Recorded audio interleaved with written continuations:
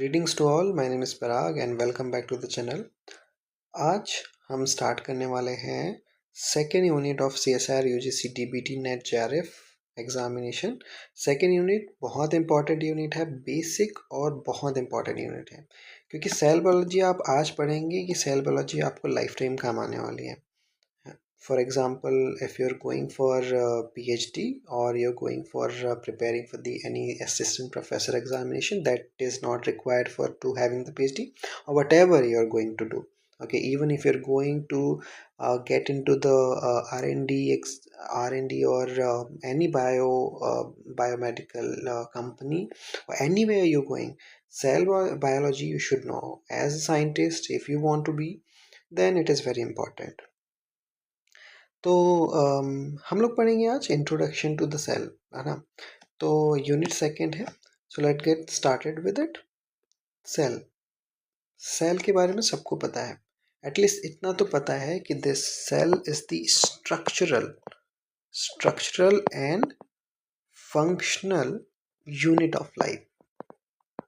इतना तो सबको पता है, क्योंकि ये तो एनसीईआरटी में पढ़ा हुआ है कि जो सेल होती है that is the structural and functional unit of life. क्योंकि स्ट्रक्चर इसलिए क्योंकि बहुत सारी सेल मिल करके एक टिश्यू बन करके, फिर वो टिश्यू मिल करके फिर ऑर्गन्स मिल करके जो होगा, इस तरह से एक एनिमल प्रोड्यूस हो जाएगा, that is the structural unit. Functional ये है कि एक इंडिविजुअल सेल एक अपना फंक्शन निभा रही है ना, they are playing their own function. तो उसमें क्या हो रहा है कि देन एक फंक्शन फिर वो मिल करके एक टिश्यू बनेगा, टिश्यू फिर एक ऑर्गन बनेगा, the same like thing is applied here, but अब फंक्शन जो है वो डिफरेंट हो गए हैं।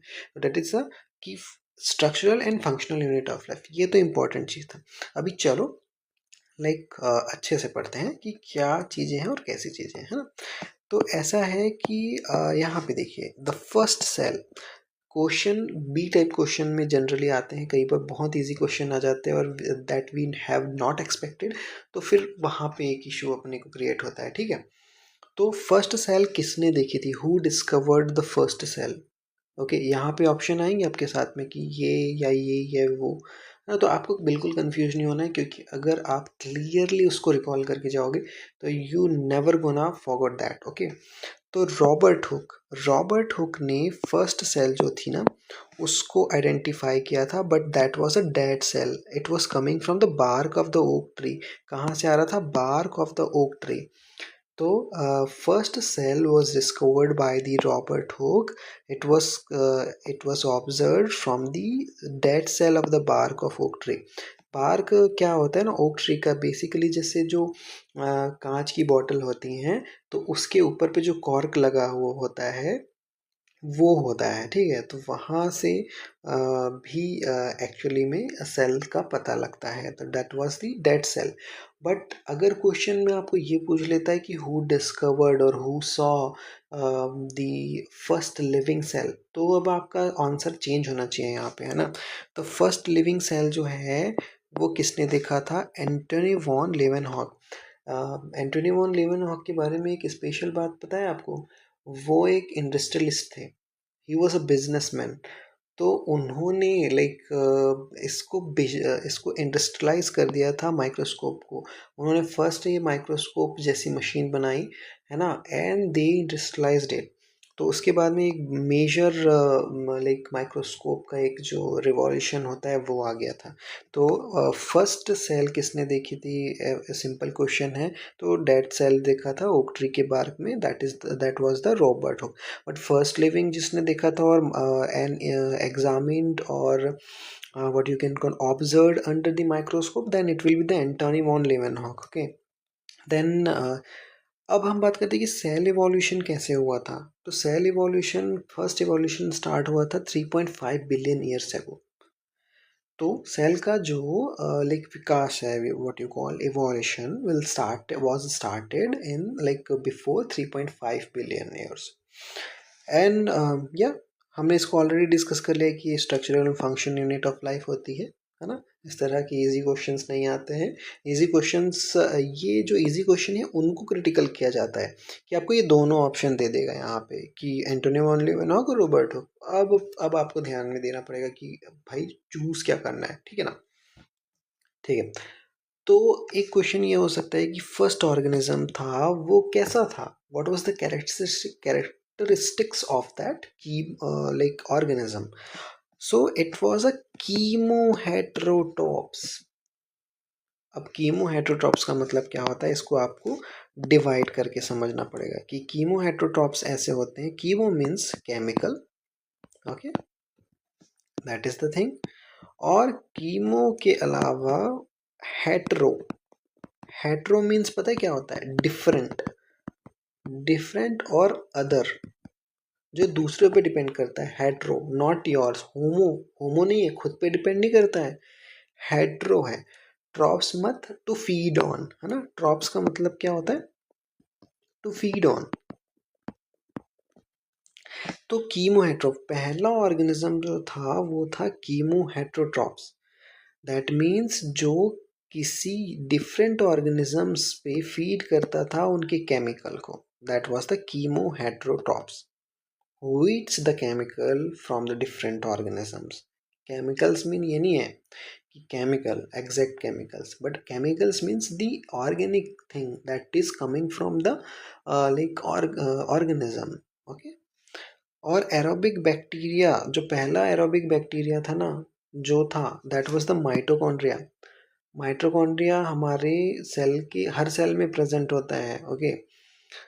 तो ये जो माइटोकॉन्ड्रिया होता है भाई साहब, ये पहले ही बैक्टीरिया था. ये प्रोकैरियोट था. प्रोकैरियोट मतलब what is the basic difference है ना यूकैरियोट और प्रोकैरियोट में, कि प्रोकैरियोट में न्यूक्लियस नहीं होता है, फुली डेवलप्ड. यूकैरियोट में होता है. तो पहला जो एरोबिक बैक्टीरिया था ना, that was the prokaryote, that was the mitochondria. आपको ये ध्यान में रखना है. और जो फोटोसिंथेटिक बैक्टीरिया, पहला बैक्टीरिया जो था फोटोसिंथेटिक बैक्टीरिया, वो था हमारा क्लोरोप्लास्ट. लेकिन इवोल्यूशन के साथ साथ ये हुआ है ना कि ये जो बैक्टीरिया थे, एरोबिक बैक्टीरिया और photosynthetic bacteria, like aerobic bacteria मतलब माइटोकॉन्ड्रिया, फोटोसिंथेटिक बैक्टीरिया मतलब chloroplast. For example cyanobacteria was also there. तो ये जो बैक्टीरिया थे, इवोल्यूशन के साथ साथ क्या हुआ कि ये प्रोकैरियोटिक सेल्स यूकैरियोटिक सेल्स के अंदर पे लाइक रिसाइड करने लगी. और उस वजह से फिर एक इवोल्यूशन हुआ कि इनका एक सिम्बायोटिक रिलेशनशिप बन गया, है ना. तो इससे क्या हुआ कि यूकैरियोटिक सेल भी में हेल्प हो रही थी कि ये एनर्जी में कन्वर्ट करके दे रहे थे. फॉर एग्जांपल माइटोकॉन्ड्रिया और क्लोरोप्लास्ट, यूकैरियोटिक ग्रोथ मिल रहा था और यूकैरियोटिक सेल भी इनको लाइक फूड प्रोवाइड कर रही थी. तो सिंस देन ये इस तरह से इवॉल्व हो गया. तो जब हम बात करते हैं सेल थ्योरी के बारे में कि ये बेसिकली क्या है ना, कैसे होता है, क्या एग्जैक्टली इस बारे में क्या बोला गया था. तो सेल थ्योरी सबसे पहले प्रपोज किया था किसने, there was the two scientist, है ना. What are those scientist, Schleiden in 1838 and Schwann in 1839. ये जो थ्योरी है सेल थ्योरी, ये क्या कहती है, it says that all the plants and the animals are composed of cells and the cell is the basic unit of life. आपको question पूछ सकता है कि what does cell theory say and who coined like cell theory was proposed by whom, that could be asked ना. तो स्लीडन and सेचवान ने 1839 to 38 to 39 के बीच में सेल थ्योरी को प्रपोज किया था. Okay, you have to keep in mind कि सेल थ्योरी को प्रपोज किया था स्लीडन एंड सेचवान ने 1838 से 39 के बीच में. और उस थ्योरी में कहने का मतलब है कि जितने भी ऑर्गेनिजम्स होते हैं, all the plants, all the animals, they are composed of what, cells, and the cell is the basic unit of life. ये आपको ध्यान में रखना है. उसके बाद हम जाते हैं कि the cell theory was further expanded by Virchow, Rudolf Virchow. You should know this his name. In 1855 किसने सेल थ्योरी को एक्सपांड किया था, रुडोल्फ विर्चो 1855 में. उन्होंने सजेशन दिया कि दैट ऑल सेल्स, जितनी भी सेल्स होती है ना, they arises from the pre existing cell. उन्होंने एग्जैक्टली ये कहा था कि ओमनिस सेलुला ई सेलुला. ओमनिस सेलुला ई सेलुला का मतलब होता है कि the all cells arise from pre existing cells, ये आपको ध्यान में रखना है, ठीक है। चलो फर्स्ट हमारा स्लाइड हो गया, let's go to the second. उसके बाद में जब सेल थ्योरी प्रपोज हो गई, स्लीडन सेचुआन ने बात किया कि जो प्लांट एनिमल होते हैं सब सेल से आते हैं और ये बेसिक यूनिट होती है। फिर रुडोल्फ विर्चो उसको एक्सपांड करते हैं और वो बोलते हैं कि ऑमनिस सेलुला ई सेलुला, मतलब हर नई सेल जो आई है वो अपनी प्री एग्जिस्टिंग सेल से होकर के आई है, ठीक है। उसके बाद हमारे पास में आता है modern cell theory. Modern cell theory actually में क्या है कि वो मॉडर्न सेल थ्योरी कहती है कि like it was coined by the various type of scientist, okay. तो यहाँ पे इसलिए एक किसी साइंटिस्ट का नाम नहीं दिया गया है। तो मॉडर्न सेल थ्योरी कहती है कि the cell performs metabolic process, okay. Cell जो होती है मेटाबॉलिक प्रोसेस को परफॉर्म करती है, और all the organism made of one और मोर सेल, है ना। कोई एक ऑर्गेनिज्म को बनने के लिए मिनिमम एक सेल रिक्वायर्ड है और मैक्सिमम कितनी भी हो सकती है, that is more than one, है ना। पहला बात तो ये बोलते हैं कि सारी सेल मेटाबॉलिक प्रोसेस को परफॉर्म करती है, एंड किसी भी ऑर्गेनिज्म लाइक फॉर एग्जांपल है ना, एक cyanobacteria is also an organism, है ना। तो फिर सिंगल सेल हो जाता है, हाँ हाँ, लाइक हावेवर वो बाद में मल्टी सेलुलर भी हो जाता है when the nutrients are less. तो वो डिफरेंट सिनारियो है, उसको भी हम लोग वी विल डिस्कस दैट। तो फिर थर्ड पॉइंट था कि cell arise from the pre existing cell, है ना, जो कि रुडोल्फ विर्चो ने भी कहा था कि लाइक ओमनी सेलुला ई सेलुला। तो अब हम एक डिफरेंशिएशन कर लेते हैं कि इसमें जो कुछ कुछ टर्म्स दिए गए थे, है ना, साइंटिस्ट के द्वारा, and these terms are like as follow. हम लोग इसको डिस्कस करेंगे, बट ये क्यों दिया गया था। ये क्लासिफिकेशन है कि जो सेल है ना उसका डिफरेंट पार्ट होगा, उसको डिफरेंट सेक्शन में पार्ट किया जाएगा। वी विल डिवाइड दो sections, and like for example अगर हमको किसी सेल के अंदर किसी स्पेसिफिक प्रोटीन का लोकेशन पता करना है तो विल गेट टू नो कि ये न्यूक्लियस में है कि ये प्रोटोप्लाज्म में है कि साइटोप्लाज्म में है ना। तो इसको जानने के लिए हम लोग को क्या करना है कि जैसे प्रोटोप्लाज्म, प्रोटोप्लाज्म क्या होता है कि साइटोप्लाज्म और न्यूक्लियस, है ना। साइटोप्लाज्म मतलब कि जो सेल मेम्ब्रेन है वहाँ से लेकर के है ना, वहाँ से लेके न्यूक्लियस तक, और प्लस न्यूक्लियस बोला है कि न्यूक्लियस को भी लेकर के, लेकिन बिना सेल वॉल के। तो सेल वॉल को छोड़ करके बाकी जितना भी पार्ट है that is called as the protoplasm. क्या कहते हैं उसको, प्रोटोप्लाज्म।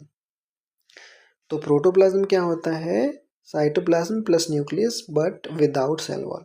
फिर साइटोप्लाज्म क्या होता है, सेल का प्लाज्म, जिसमें हम लोग सेल तो रहेगा लेकिन न्यूक्लियस नहीं रहेगा, ओके। तो हम उसको बोलते हैं साइटोप्लाज्म। ये सारे टर्म्स याद रखना, बहुत कंफ्यूजिंग हो जाते हैं कई बार, बार बार रिपीटेडली पढ़ोगे तो हमेशा याद हो जाएगा, फिर दोबारा पढ़ने की भी जरूरत नहीं पड़ेगी, ठीक है। तो उसके बाद में साइटोसोल।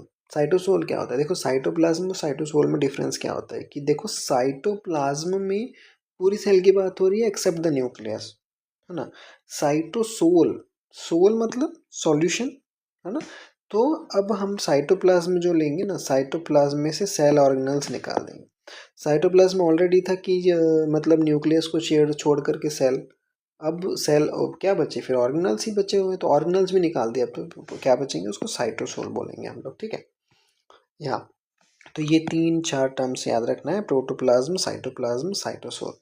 एक एनिमल सेल स्ट्रक्चर का एक बेसिक स्ट्रक्चर देख लेते हैं कि सेल ऑर्गेनल्स होते हैं। सेल ऑर्गेनल्स में lysosome, nucleus, nucleole, like mitochondria, Golgi apparatus, centriole, cell membrane, या साइटोप्लाज्म, राइबोसोम, वैक्यूल्स, ये सब सेल ऑर्गेनल्स होते हैं। एक मेजर न्यूक्लियस होता है जो कि फुली डेवलप्ड होता है, not comparison, not like prokaryotes की आधे से ज़्यादा तो आपकी मतलब आधे से ज़्यादा डीएनए तो इधर ही उधर पड़ा हुआ है उनकी पूरे सेल के अंदर में, ठीक है। Okay, let's move to the other slide. तो जब इवोल्यूशन हो रहा था, और तो क्या होता है कि जो कार्ल वूज हैं 1990s में एक थ्री डोमेन्स ऑफ लाइफ का कॉन्सेप्ट देते हैं, ठीक है। ये जो कॉन्सेप्ट है ना, कार्ल वूज ने 1990 में दिया था, ये थ्री डोमेन ऑफ लाइफ। अब बात करते हैं कि थ्री डोमेन ऑफ लाइफ होता क्या है एक्चुअली? तो उन्होंने जो पूरे तरह के ऑर्गेनिजम्स होते हैं ना, उनको 3 तरह की डोमेन्स में डिवाइड कर दिया। पहला था आर्चिया, हाँ archaea we can also say that. फिर था बैक्टीरिया, फिर था यूकरियोट, है ना। तो अब इसके एक्चुअली में देखो, कॉमन एंसेस्टर हम लोग इसको बोलते हैं सी ए, okay, universal like you see ए। तो अभी क्या था कि इसको हम दो में डिवाइड था, पहले टू डोमेन ऑफ लाइफ थी कि आर्ट क्या होता है, फिर बैक्टीरिया होता है। तो आर्किया को हमने डिवाइड किया हुआ था आर्की बैक्टीरिया और यूकैरिया में, ओके, आर्की बैक्टीरिया एंड यूकैरिया में। जबकि bacteria was like aerobic bacteria, aerobic bacteria मतलब कि जो लाइक ऑक्सीजन ले रहे हैं, ओके। देन फोटोसिंथेटिक बैक्टीरिया जो कि ऑक्सीजन को यूटिलाइज कर रहे हैं बट सन की एनर्जी को यूटिलाइज कर रहे हैं फॉर देयर प्रोडक्शन और for their production of food. और अदर फोटोसिंथेटिक बैक्टीरिया जो कि ऑक्सीजन को यूटिलाइज नहीं कर रहे, फोटोसिंथेसिस नहीं कर रहे, but they are thriving on some different type of material, okay. तो थ्री डोमेन सिस्टम में है कि आर्किया, बैक्टीरिया एंड यूकैरिया। तो आर्की बैक्टीरिया एकदम लाइक 3 तरह से क्लासिफाइड है very shortly. Thermophiles, thermophiles, halophiles, methanogens, okay. अब इसका एक्सप्लेनेशन मैं आपको देता हूँ। थर्मोफिलस आर्की बैक्टीरिया क्या होते हैं? जो थर्मल में सरवाइव करते हैं, यानी कि ऐसे पार्ट्स जहाँ पर गर्मी होती है, टेम्परेचर ज़्यादा होता है, हॉट वेदर होता है ना, वहाँ पे वो सरवाइव करते हैं या फिर थ्राइव करते हैं। उसके बाद में हेलोफिलस, यानी कि जो लाइक कॉन्सेंट्रेशन ऑफ सॉल्ट है ना, जो सॉल्ट पे वो थ्राइव करते हैं, वो कहलाते हैं हेलोफिल्स। मेथेनोजेंस, लोगों के यहाँ पे पुराने ज़माने में गोबर गैस हुआ करती थी, तो ये इस तरह के बैक्टीरियाज थे, लाइक मेथेनोजेंस, आर्किया थे ये, जो कि एनारोबिक कंडीशंस में मीथेन प्रोड्यूस करते हैं। तो जो मेथेनोजेंस, ओके, फिलस मीन्स रहने वाले, फाइल्स मतलब जो उसमें रहते हैं, जेंस मतलब जो प्रोड्यूस करते हैं, ऐसे आर्कियास जो मीथेन को प्रोड्यूस करते हैं, मीथेन प्रोड्यूसर्स और जनरेटर्स, दे विल कॉल्ड अस। तो 3 तरह से डिवाइडेड किया गया है उनको, है ना। फिर हमारे पास में आते हैं यूकैरिया, जो कि आर्किया का एक टाइप था, लेकिन हेट्रोट्रोपिक और ऑटोट्रोपिक हो सकता है। ट्रॉपिक मीन्स फूड ऑन, किस तरह की फूड डिपेंडेंस, है ना। हेटेरो मतलब दूसरों पे डिपेंडेंस, खुद पे डिपेंडेंस नहीं है, खुद तो कुछ नहीं कर सकते हैं भाई साहब, क्या ही करेंगे ये लोग, है ना। फिर है हमारे पास में ऑटोट्रोपिक, तो फीड ऑन व्हाट, ऑटो, खुद से ही खुद फूड बना लेते हैं। हेट्रोट्रोपिक जो दूसरे पे डिपेंड करते हैं। ऑटोट्रॉपिक जो खुद का खाना खुद बना सकते हैं।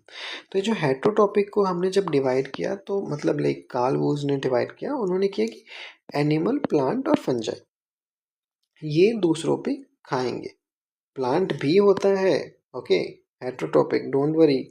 जो कार्सिनोवॉर हो, लाइक सॉरी नॉट कार्सिनोवॉर, कार्निवॉर जो होता है, कुछ प्लांट्स होते हैं ना, तो वो भी हेट्रोटॉपिक हो सकते हैं। एनिमल तो होता ही है, फंजाई भी होता है। ऑटोट्रॉपिक में फोटोसिंथेटिक प्लांट्स को हम लोग ने ऑटोट्रॉपिक किया गया है। तो अब चलो एक ओवरऑल देख लेते हैं कि the three domain of life कहता है कि जो कॉमन एंसेस्टर थे आर्किया और बैक्टीरिया, और जो 3 डोमेन्स थी वो थी आर्की, बैक्टीरिया और यूकेरियोट, है ना। तो जो आर्की बैक्टीरिया थे उस 3 तरह के होते थे, थर्मोफाइलस, हेलोफाइल्स और मैथोनोजेंस। थर्मोफिलस जो टेम्परेचर, हाई टेम्परेचर हॉट वेदर्स में रहते थे, हेलोफिलस जो हाई सॉल्ट कॉन्सेंट्रेशंस में भी सर्वाइव कर जाते थे, मैथोनोजेंस जो मीथेन प्रोड्यूस करते थे। उसके अलावा जो यूकेरियाज हैं जो हेट्रोटॉपिक या ऑटोट्रोपिक में डिवाइडेड थे, है ना, कि जो दूसरों पे डिपेंडेंट होते हैं फॉर देयर फूड, जिस such as the animal, plant और फंजाई। जबकि ऑटोट्रोपिक भी एक टाइप होता था यूकेरिया का, जो कि फोटोसिंथेटिक प्लांट्स ऑब्वियसली। जो बैक्टीरिया होते हैं, बैक्टीरिया एरोबिक हो सकता है, फोटोसिंथेटिक हो सकता है और नॉन फोटोसिंथेटिक हो सकता है। एरोबिक मतलब कि ऑक्सीजन की प्रेजेंस में और फोटोसिंथेसिस करता हो ऐसा कोई bacteria, such as cyanobacteria, is a very good example. Photosynthetic bacteria का अच्छा एग्जांपल क्या है? साइनोबैक्टीरिया, है ना, cyanobacteria is a very good example. और फिर कुछ होते हैं ना जो अमीन्स पे नाइट्रोजनेस एंजाइम यूज करते हैं, those kind of bacteria comes under the other photosynthetic bacteria that does not use the oxygen. Okay, let's move to the next slide. Table 1.1 कहता है प्रोकैरियोट और यूकैरियोटिक सेल। तो basically यही है कि दो टाइप की सेल होती हैं सर जी हमारे पास में। किस तरह की? दो टाइप की सेल्स होती हैं। अब ये दो सेल जो होती हैं वो क्या होती हैं इसके बारे में बात करते हैं। फर्स्ट इज द प्रोकैरियोटिक, है ना, सेकेंड होती है यूकैरियोटिक। अब इनके बीच में क्या डिफरेंस है ये मैं आपको बताता हूँ। पहले ये डिटेल कैरेक्टरिस्टिक्स में जाने के पहले प्रोकैरियोटिक और यूकैरियोटिक इनके बीच में डिफरेंस क्या होता है मैं आपको चलो बताता हूँ यहाँ पे, है ना। तो let's go with it. Prokaryotic, okay, prokaryotic and then eukaryotic. अभी यहाँ पे ना कैरी ऑन आपको ध्यान रखना है। जो कैरी ऑन होता है ना, कैरी ऑन का मतलब होता है nucleus, okay, and pro means पहले, पहले, प्रीवियस, है ना। यू मतलब ट्रू। तो प्रोकैरियोटिक का मतलब होता है कि before the development of the like organism और सेल, है ना, न्यूक्लियस जब ग्रोथ नहीं हुआ या बना नहीं, उसके पहले तरीके का जो कैरेक्टरिस्टिक रखते हैं उस तरह के ऑर्गेनिज्म वो हम प्रोकैरियोट कहते हैं। और यूकैरियोट जिनके पास में ट्रू न्यूक्लियस होता है, कैरियन का मतलब है न्यूक्लियस, है ना, जिनके पास में ट्रू न्यूक्लियस होता है उनके अंदर पूरा डीएनए वीएनए सब कुछ एकदम कम्पैक्टली और स्पेसिफिकली पैक्ड होता है। ऐसा नहीं कि यहाँ वहाँ तैर रहा है आपका डीएनए, राइट, है ना। तो प्रोकैरियोट्स मतलब such as the bacteria, like low level type of organisms होते हैं ना, कि एक like what you call them कि सिंगल सेल होते हैं या मोस्टली समटाइम मल्टी सेल भी होते हैं, लेकिन उनका जो डीएनए है पूरी सेल में साइटोप्लाज्म में यहाँ वहाँ तैर रहा है, they are not like completely organized, तो उनको हम कहते हैं प्रोकैरियोट्स। और यूकैरियोट्स मतलब कि जो ट्रू न्यूक्लियस जिनके पास में प्रेजेंट होता है।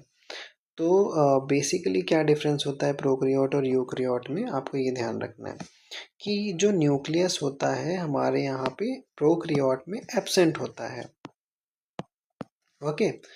प्रोकैरियोट में एब्सेंट होता है, यहाँ वहाँ डीएनए फैला रहता है, लाइक एक ऑर्गेनाइज्ड वे में नहीं है, तो प्रोकैरियोट में न्यूक्लियस एब्सेंट होता है, जबकि यूकैरियोट में कंप्लीटली डेवलप्ड प्रेजेंट होता है, okay. Diameter of the typical cell, prokaryote like 1 micrometre के आसपास उसका डायमीटर होता है। अगर ऐसी सेल है आपकी तो ये आपका 1 माइक्रोमीटर होगा, जबकि जो यूकैरियोटिक सेल होती है 10 माइक्रोमीटर से लेकर के 100 माइक्रोमीटर तक का उनका डायमीटर हो सकता है ना। साइटोस्केलेटन होता है कि नहीं होता? सर एक्चुअली प्रोकैरियोट में ना साइटोस्केलेटन नहीं होता। साइटोस्केलेटन क्या होता है वो हम पढ़ेंगे इसी यूनिट में, जब हम पढ़ेंगे कि ऑर्गेनल्स कैसे होते हैं, जिसमें हम ट्यूबुलिन, अल्फा ट्यूबुलिन, बीटा, ये सब पढ़ेंगे। तो साइटोस्केलेटन यूकैरियोट में प्रेजेंट होता है बट प्रोकैरियोट में प्रेजेंट नहीं होता है ना। इसके बाद में हम लोग देखते हैं कि साइटोप्लाज्मिक ऑर्गेनल्स, ऑर्गेनल्स एब्सेंट होते हैं सिर्फ प्रोकैरियोट में, प्रोकैरियोट में ऑर्गेनल्स एब्सेंट होते हैं, जबकि प्रोकैरियोट में एब्सेंट होते हैं, जबकि यूकैरियोट में प्रेजेंट होते हैं। ये आपको ध्यान रखना है। डीएनए कंटेंट बेस पेयर कौन सा होता है? तो बेसिकली कितने बेस पेयर का होता है, लाइक 1:10⁶, 1 × 10⁶ से लेके 5 × 10⁶, 10⁶, इतना बेस पेयर्स आपको मिल जाएगा देखने को। जबकि जो यूकैरियोट्स होते हैं उसमें 1.5 × 10⁻⁷, लाइक, है ना, टू 5 × 10⁹ इतने बेस पेयर्स हो सकते हैं, ओके। लाइक यहाँ पे 9 शून्य, लाइक 9 जीरो लगा दो 5 के बाद में, it's like that. Chromosome present होते हैं क्या यूकैरियोट में? सिंगल सर्कुलर डीएनए मॉलिक्यूल्स होते हैं जिनको हम लोग सिंगल सर्कुलर डीएनए मॉलिक्यूल है ना। जबकि यूकेरियोट में multiple linear DNA molecule present होते हैं, जो सर्कुलर डीएनए के फॉर्म में ना इनके पास में डीएनए प्रेजेंट होता है प्रोकैरियोट्स में, जबकि यूकेरियोट में मल्टीपल लीनियर डीएनए मॉलिक्यूल होता है। इसको अच्छे से याद कर लेना, ये बहुत इंपॉर्टेंट है, यहीं से क्वेश्चन आते हैं। Okay okay, let's move. तो ये जो है एक हमारा बैक्टीरिया है जिसमें सेल वॉल है, प्रोकैरियोटिक है। तो यहाँ पे आप ढूंढो, न्यूक्लियस नहीं मिलेगा सर आपको। यहाँ पे देखो ना, कहाँ पे न्यूक्लियस है मेरे को समझ नहीं आ रहा है, ये तो ऐसा फैला हुआ है ना। और इसके अलावा फिर सर्कुलर में आपको मिल जाएंगे डीएनए, मतलब full fledge developed you like eukaryote जैसा नहीं मिलेगा आपको nucleus. That is the issue, है ना। हालांकि बहुत सारे ऑर्गेनल हैं उसके पास में। ओके, जबकि वहीं पे हम देखेंगे ना, जब हम किसी एनिमल सेल के बारे में बात करेंगे, प्लांट सेल के बारे में बात करेंगे, तो वेल डेवलप्ड यूकैरियोन यानी कि न्यूक्लियस मिल जाएगा आपको। ये वाला कौन सा वाला सर? ये वाला जिसको मैंने ब्लैक से सर्कल किया। फिर उसके अलावा बहुत सारे ऑर्गेनल्स होते हैं जिनके बारे में आपने ऑलरेडी पढ़ा होगा। क्लोरोप्लास्ट है, smooth endoplasmic reticulum, peroxisome, Golgi complex, vacuole, microtubules, this all the things. ठीक है, बहुत सारी चीज़ें हैं। Let's move forward. यहाँ पे अब हम डिस्कस कर रहे हैं यूकेरियोटिक सेल और प्रोकैरियोटिक सेल के बीच में जो बेसिक डिफरेंसेस है। एक शॉर्ट वाला हमने डिस्कस तो कर लिया, बट हम एक और कर रहे हैं, है ना। तो डीएनए का लोकेशन कहाँ होता है सर? यूकेरियोटिक सेल में बता दिए। यूकेरियोटिक सेल बेसिक डिफरेंस है कि भाई साहब हमारे पास में अच्छा वाला न्यूक्लियस होता है, फुल्ली डेवलप्ड। तो प्रोटिस्टा जो होते हैं ना, वहाँ पे भी ये सारी चीज़ें होती हैं। ओके, प्रोटिस्ट के अंदर होता है फंजाई, एनिमल और प्लांट सेल, ये जो होती हैं। उसके अलावा प्रोकैरियोटिक सेल जो होते हैं आर्किया एंड द बैक्टीरिया। जो डीएनए लोकेशन होता है वो यूकेरियोटिक सेल का कहाँ पे होता है? वो न्यूक्लियस में होता है डीएनए का लोकेशन, जबकि प्रोकैरियोट में न्यूक्लियोइड्स होते हैं। न्यूक्लियोइड एक्चुअली में कैसे होता है मैं आपको बताता हूँ। एक ये ऐसा पूरा एक आपका बैक्टीरिया हो गया, और ऐसा स्पेसिफिक कोई प्लेस तो नहीं होता डीएनए के लिए। न्यूक्लियोइड्स होते हैं इस स्मॉल स्मॉल स्मॉल स्मॉल ना, और इसको कहते हैं हम न्यूक्लियोइड्स। ठीक है, यूकेरियोटिक सेल में मेम्ब्रेन बाउंड स्ट्रक्चर होता है क्या? यस, मेम्ब्रेन बाउंड स्ट्रक्चर मतलब ये पूरा एक सेल हो गया, और फिर उसमें मेम्ब्रेन बाउंड स्ट्रक्चर्स होते हैं, है ना। जो अल्फा ट्यूबुलिन्स होते हैं, बीटा ट्यूबुलिन, ये सारी चीज़ें होती हैं, ये एक दूसरे को अटैच करती है, पूरा स्केलेटन होता है ना। जबकि प्रोकैरियोट में ये स्केलेटन प्रेजेंट नहीं होता है। यूकेरियोट का साइज जो होता है वो होता है लार्ज, दैट इज लाइक 10 से लेकर के 100 माइक्रोमीटर तक हो सकता है, जबकि प्रोकैरियोट में नहीं होता है ना, स्मॉल होता है। न्यूक्लियस बिल्कुल प्रेजेंट है, न्यूक्लियस एब्सेंट है प्रोकैरियोट में। सेल वॉल जो है वो प्लांट पे प्रेजेंट है और फंजाई में प्रेजेंट है, पर एनिमल में प्रेजेंट नहीं होते हैं। सेल वॉल है ना, हार्ड होता है, रिजिड होता है, सेलुलोज का बना हुआ होता है सेल वॉल। तो प्लांट में प्रेजेंट होता है, फंजाई में प्रेजेंट होता है, बट एनिमल में प्रेजेंट नहीं होता है। You have to keep in mind. और प्रोकैरियोट में बिल्कुल प्रेजेंट होता है, बिल्कुल प्रेजेंट होता है क्या? सेल वॉल होता है। तो सेल वॉल कहाँ कहाँ पे प्रेजेंट होती है? बैक्टीरिया में भी होती है, दैट मीन्स प्रोकैरियोट। फंजाई में भी होती है, और प्लांट में भी होता है, दैट इज यूकेरियोट। लेकिन एनिमल में प्रेजेंट नहीं होती है। उसके बाद में न्यूक्लियर मेम्ब्रेन के बारे में बात करते हैं। यूकेरियोट में प्रेजेंट होते हैं, न्यूक्लियर मेम्ब्रेन प्रोकैरियोट में एब्सेंट होता है। राइबोसोम की जो एक यूनिट होती है जिसको हम स्ट्रासबर्ग यूनिट कहते हैं, स्ट्रासबर्ग यूनिट। तो ये जो होती है ना यूनिट, इसमें आपको वो देखना है कि कौन से प्रेजेंट होते हैं। तो जो राइबोसोम होता है यूकेरियोट में 70S और 80S, है ना, बोथ प्रेजेंट होते हैं।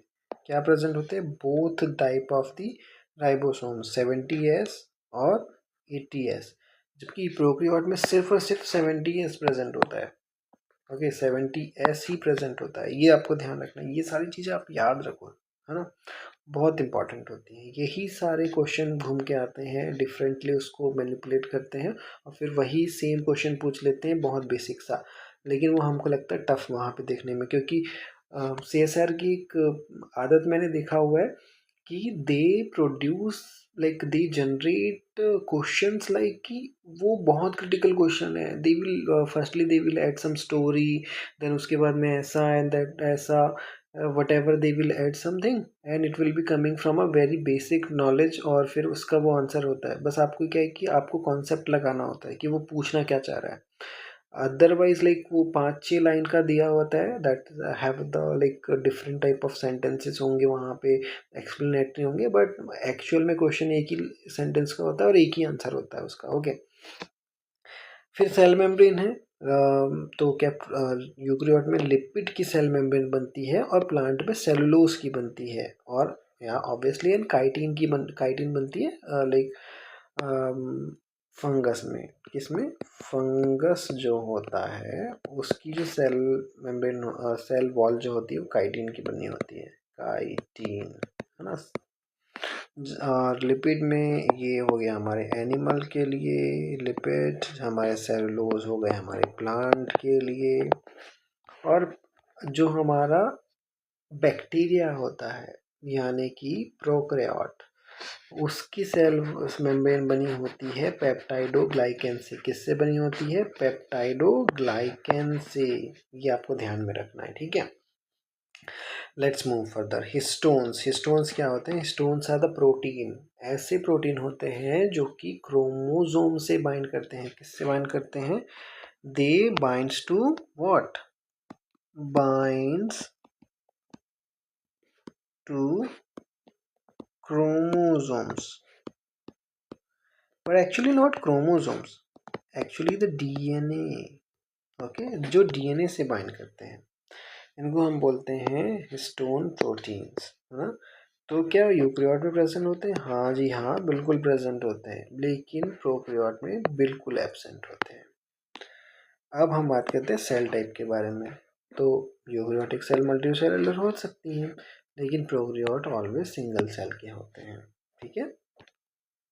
ये थे हमारे डिफरेंसेस यूकेरियोट और प्रोकैरियोट के बारे में. इसकी आप नोट्स बना लो, इसको अच्छे से याद कर लो, it will be very beneficial for you. अब हम बात करते हैं कि सेल थ्योरी को कौन से ऐसे ऑर्गेनिजम्स हैं जो नहीं मानते हैं. The exception that do not obey the cell theory.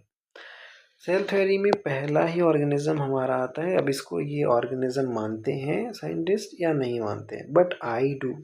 मैं मानता हूँ इनको, क्योंकि बस इनका ये है कि थोड़ा सा अजीब सा इनका बिहेवियर है. What is the behaviour? की डबल बिहेवियर है कि they are live when they are inside. Okay, just a second, let me write properly. Viruses are live when inside living cell. Okay, this is what we call it. But they are dead when outside cell. ये सीधी बात है ना. तो virus को क्या होता है कि उनको चाहिए होता है कोई होस्ट जिसके अंदर वो ग्रो कर सके. मतलब ये खुद अपना पर्टिकुलर ऑर्गेनिज्म नहीं है, किसी के अंदर ग्रो होते हैं. डबल स्टैंडर्ड डीएनए होता है इनके अंदर, ये आपको ध्यान रखना है. डबल स्टैंडर्ड डीएनए हो सकता है, आरएनए भी हो सकता है, और सिंगल स्टैंडर्ड डीएनए और आरएनए भी हो सकता है. ठीक है. तो इनको पहली बात तो होस्ट चाहिए होता है, और इनके अंदर पे जेनेटिक मटेरियल सिंगल स्टैंडर्ड या डबल स्टैंडर्ड डीएनए आरएनए हो सकते हैं. अब इनके कुछ पार्ट्स के बारे में बात कर लेते हैं कि एक्चुअल में क्या होता है. सर जी, ये पार्ट्स के बारे में बताओ मुझे. कैप्सीड. कैप्सीड वायरस का एक पार्ट होता है कैप्सीड. Protein that encloses the genome, है ना. अभी मैं फॉर एग्जांपल ये बता रहा हूँ आपको. ये हमारा वायरस है और उसके अंदर पे हमारा प्रोटीन जीनोम प्रेजेंट है. ये जीनोम प्रेजेंट है. ओके, जस्ट सेकेंड ना, ये हमारा थोड़ा ब्लैक सा होना चाहिए. अब इसको जो कवर करके रखा हुआ है ना, चलो रेड से, this that we call the capsid. क्या कहते हैं हम इसको? कैप्सिड, है ना. अब एनवेलप क्या होता है? Lipid that surrounds the virus. Okay, दो पार्ट होते हैं, एक तो कैप्सिड होता है जो जीनोम को protein that encloses the genome. Envelope ऐसा होता है कि जो लिपिड जो वायरस को सराउंड करता है ना, लिपिड मेम्ब्रेन जो होती है हमारी, बेसिकली हम इसके ही बारे में बात कर रहे हैं। इसको हम बोलते हैं, क्या बोलते हैं हम इसको, एनवेलप। ओके, तो जीनोम कैन बी लीनियर और सर्कुलर, ये चीज़ भी है। तो वायरस जो है ना, हमने जिसके बारे में बात की, तो इसका जीनोम दो तरीके का हो सकता है, लीनियर लीनियर लीनियर, या फिर सर्कुलर भी हो सकता है सर। तो ये तीन चीज़ें ध्यान रखनी है। कैप्सिड, ऐसे प्रोटीन जो कि जीनोम को कंटेन करके रखते हैं, कॉल्ड कैप्सिड। एनवेलप, ऐसे लिपिड मेम्ब्रेन जो कि वायरस को सराउंड करती है, दैट इज कॉल्ड एनवेलप। और ये जो जीनोम होते हैं ये लीनियर भी हो सकते हैं और सर्कुलर भी हो सकते हैं, आपको ये भी ध्यान रखना है। चलो एक स्ट्रक्चर देख लेते हैं। लिपिड एनवेलप, ये देखो जिसके बारे में बात करते हैं, लिपिड एनवेलप यहाँ पे अगर आ गया हमारे पास में, आउटर मेम्ब्रेन जो कि वायरस को कवर करके रख रही होती है। उसके बाद में ये ना देखो, ये प्रोटीन का बना हुआ है, मैं बता रहा हूँ आपको। ये एक कैप्सिड है ना, कैप्सूल टाइप का है कैप्सिड, तो हम इसको बोलते हैं कैप्सिड। और उसके अंदर फिर जेनेटिक मटेरियल प्रेजेंट है ना। तो कैप्सिड ये हो जाता है, जेनेटिक मटेरियल ये हो जाता है, मैट्रिक्स यहाँ पे इन आउटर मेम्ब्रेन और इनर मेम्ब्रेन के बीच में, और लिपिड एनवेलप जो कि कवर करता है या सराउंड करता है वायरसेस को। बिकॉज हम लोग पढ़ रहे हैं exceptions that do not obey the cell theory, तो यहाँ पे वायरसेस आएंगे। बट वायरसेस की भी डिफरेंट फॉर्म्स होते हैं, और वो डिपेंड करता है कि वो क्या है। पहला तो वायरस था, है ना, जो उसके हम पार्ट्स बता दिए और उनका क्या इफेक्ट होता है, क्या कैरेक्टर होता है, हमने ये डिस्कस कर लिया। सेकेंड टाइप की चीज़ होती है विरियॉन्स। ओके, विरियॉन, विरियॉन ऐसे होते हैं, दे कंप्लीटली फंक्शनल वायरस होते हैं that have capability to infect the living tissue.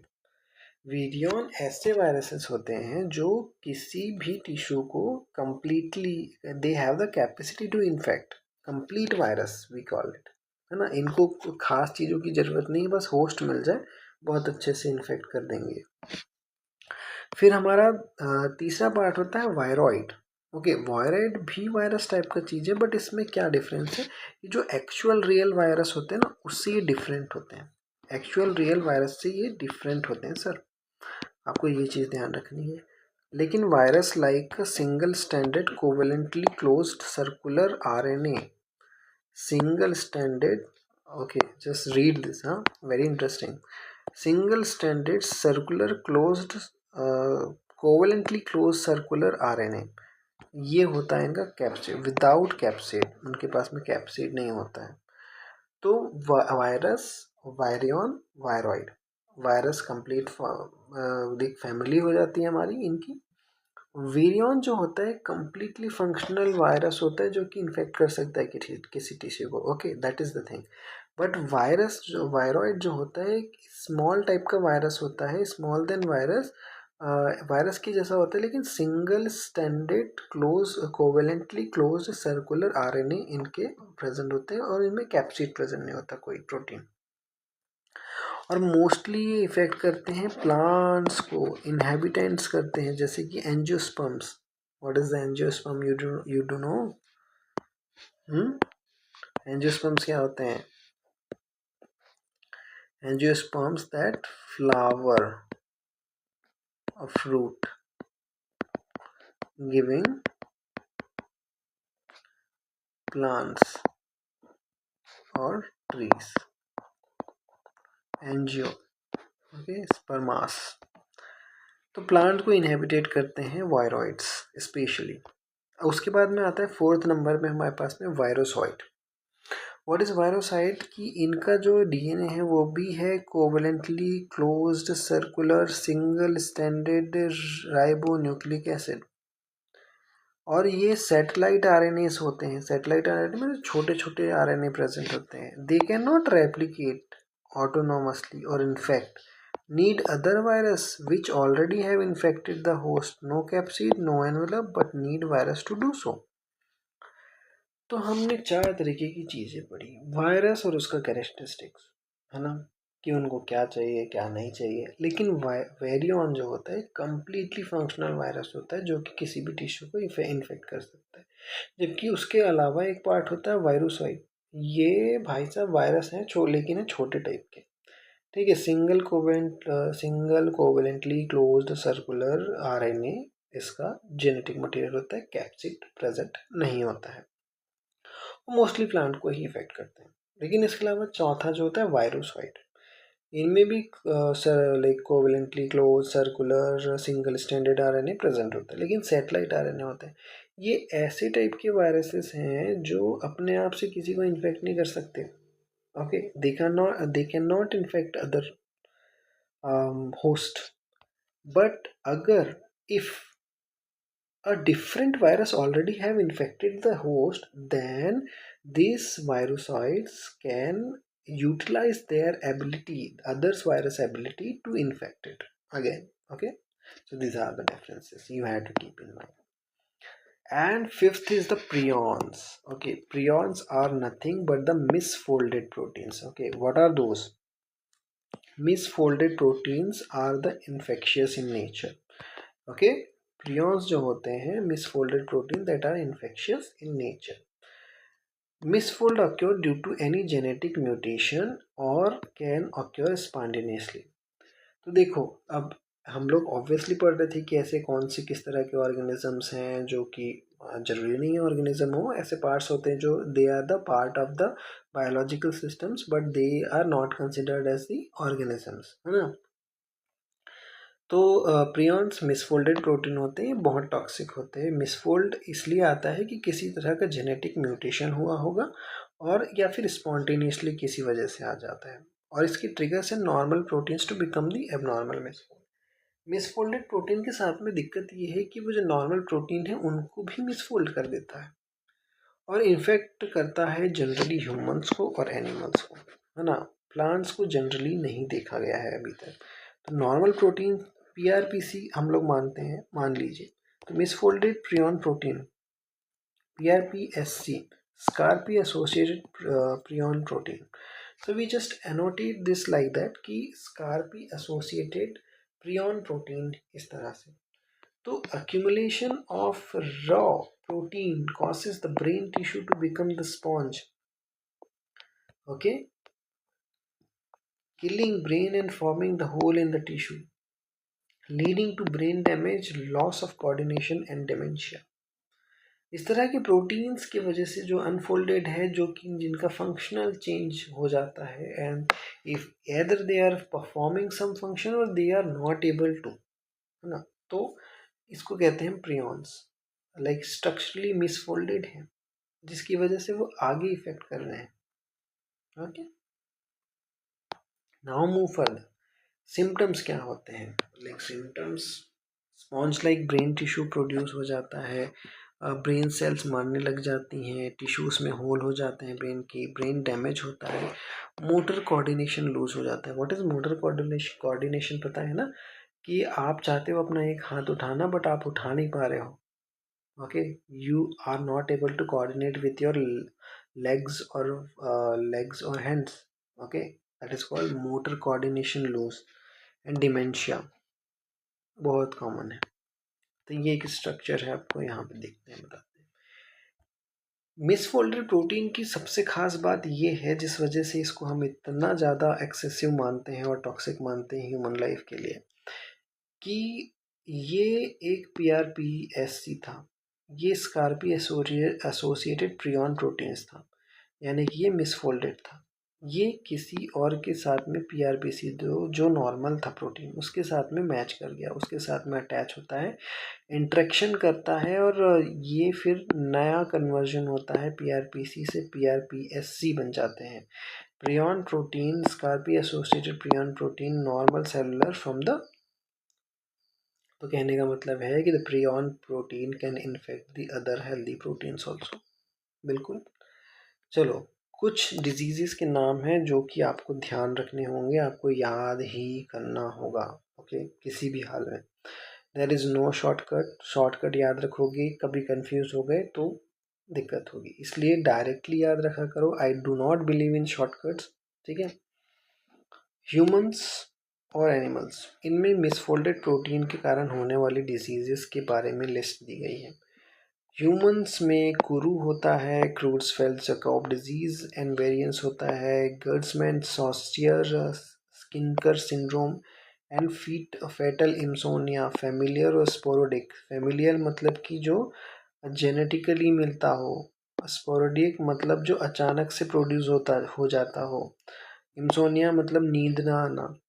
This is the disease that has been caused by the prion, that is the misfolded proteins actually. Animals में स्कारपी जो कि शीप में होता है, बोवाइन स्पॉन्जिफोरम इंसेफेलोपैथी, दैट उसको mad cow बोलते हैं common name में इस डिजीज को। स्पॉन्जिफॉर्म लाइक जो ब्रेन है स्पॉन्ज जैसा हो जाता है, और इंसेफेलोपैथी लाइक डिजीज हो जाती है ब्रेन की, समझ लीजिए। फिलाइन कैट में होता है, बोवाइन काउ में होता है, मिंक इंसेफेलोपैथी मिंक होता है जनरली प्राइमेट्स में। Deers elk wasting disease deer में देखने को मिलता है। Okay, disease is cause by the viruses, ऐसे कौन से डिजीजेस हैं जो वायरसेस से होते हैं। एनिमल में विसना देखने को मिला है, जबकि ह्यूमंस में AIDS, acquired immuno deficiency syndrome, that is been caused by the HIV, human immunovirus. Okay, then multifocal leukoencephalopathy, ये भी एक वायरसेस की वजह से होता है। सबक्यूट स्क्लेरोसिस पेनसेफेलोपैथीज जो होता है, ये भी एक वायरस से होता है जो कि ह्यूमंस में होता है। ओके, तो आपको क्वेश्चन पूछ सकता है which of the disease coming from the viruses और not coming from the viruses, so you should remember it okay properly. तो इम्पॉर्टेंट पॉइंट्स क्या हैं कि हमारे पास में दो क्वेश्चन के साथ में इसको कंप्लीट करेंगे। Lysosome, centriole, flagella are only found in the animals and not in the plants, है ना।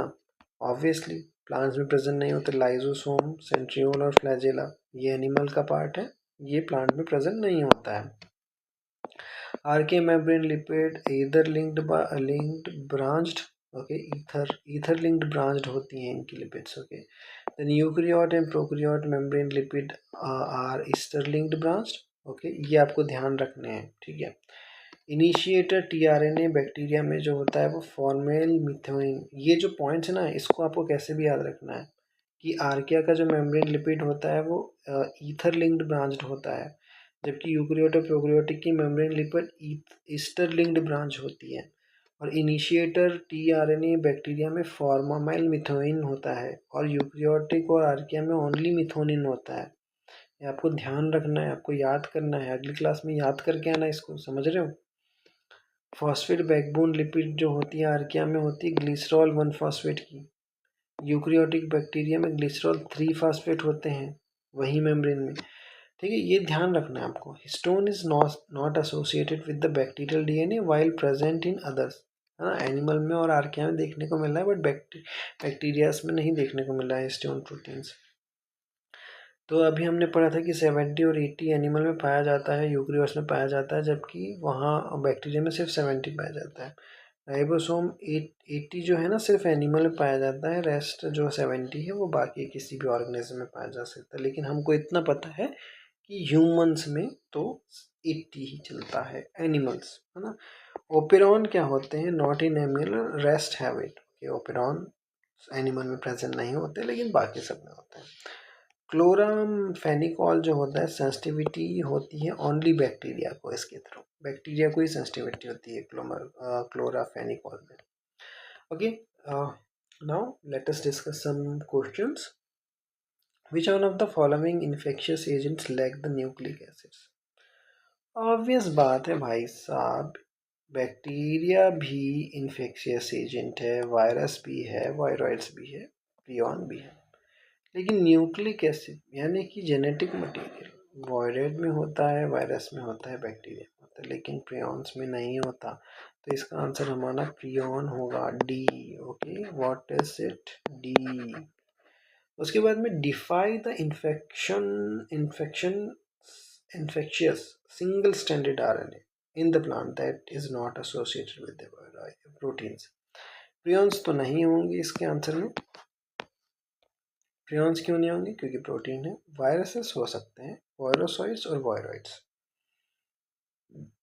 ओके, तो इसका आंसर होगा क्या हमारे पास में, वायरोसॉइड्स होगा या वायरोसाइड होगा? वायरॉइड्स होगा। वायरॉइड्स की खास बात यह है कि सिंगल स्टैंडर्ड होते हैं और किसी प्रोटीन से एसोसिएट नहीं होते हैं, यानी कि कैप्सिड नहीं होता है इसमें। तो यही होगा उसका आंसर, DNA। तो हमने डी किया था क्या इसमें, यस प्रियन, एंड उसके बाद में हमने किया ए, बिकॉज वायरॉइड्स में कोई कैप्सूल नहीं होती है। Okay, this was the okay, so this was the video about, and if you like this video please subscribe this channel। तो हम लोग जितने भी लेक्चर्स होंगे वो सारे लिया करेंगे, इसमें कोई भी सिलेबस नहीं छोड़ेंगे हम। तो इस तरह से हम CSIR नेट एग्जामिनेशन की तैयारी कर सकते हैं। Thank you so much for watching this video, and please subscribe this channel, and also if you do not want to miss any kind of opportunities or anything related to this, please let me know। And also I am thinking कि अगर कोई आपको doubt है तो आप comment section में पूछ सकते हो। एंड या, thank you so much, have a good day. हाँ, वन थिंग, नेक्स्ट वाला जो आपका टॉपिक है, यहाँ पे सेल्फ वैक्सीनेशन स्टार्ट करेंगे हम लोग। तो हम इसको डिस्कस करेंगे नेक्स्ट वाली क्लास में। Okay, so yeah, thank you so much, take care.